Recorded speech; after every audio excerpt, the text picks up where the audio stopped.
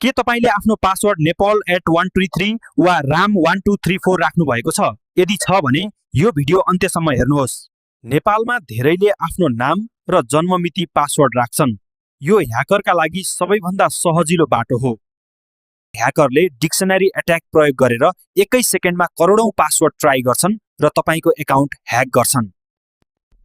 अब यसलाई बदल्नुहोस्।